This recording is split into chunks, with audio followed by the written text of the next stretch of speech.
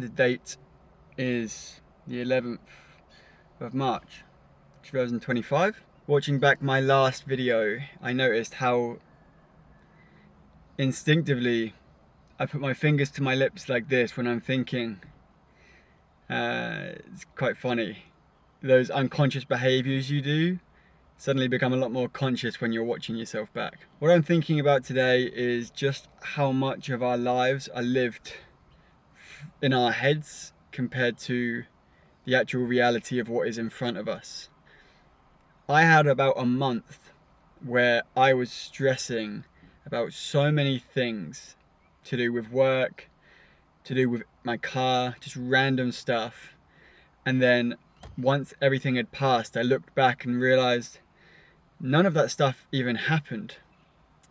I had created this idea of this is going to happen and gave my energy to it just for it to get wasted, because any preparation that I thought I was doing by worrying and thinking about it was futile, because it was an event that just never even came into existence. And I thought, wow, I'm just creating worries for myself. Another instance where we do this is we read the situation and create a story around something that is happening right now and just decide that that is truth. You know, say my housemate responds to me funny. Instantly I'm thinking, oh my God, she's annoyed at me.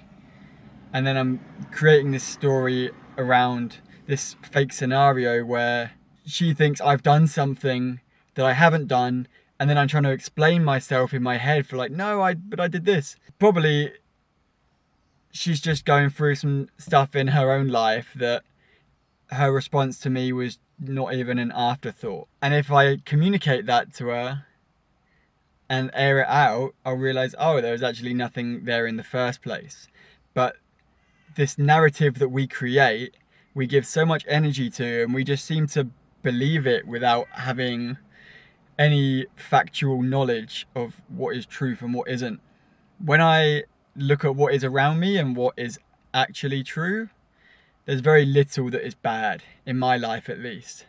You know, this morning I woke up feeling super anxious and I started journaling, writing what are the things that are making me feel worried, and everything was something based in the future. But in this very moment, I'm just sat with my journal on my sofa with a nice cup of tea. There's nothing that can harm me right now. I'm creating the harm for myself by creating this scenario in the future that might not even happen, and creating the narration that that is a bad thing that's going to happen, you know, when it probably isn't. I can never say for sure how other people live their lives. I can only really speak through my own lens, but I would bet at least $5 that other people experience this same phenomenon. I know for a fact that I would definitely benefit from waiting before I create an opinion on something. Waiting for more information, waiting for my emotions to pass. The reality we have in our brain is not in alignment with the reality we have in real life.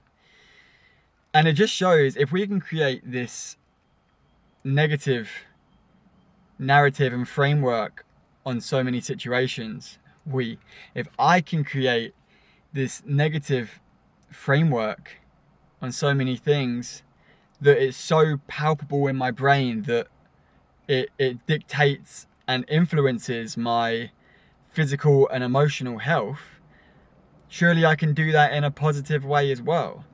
The words we speak become our truth. If I'm repeatedly telling myself the narrative that this is something I will be successful in, and not even just saying it in my head but voicing it, you are convincing yourself that is the narrative.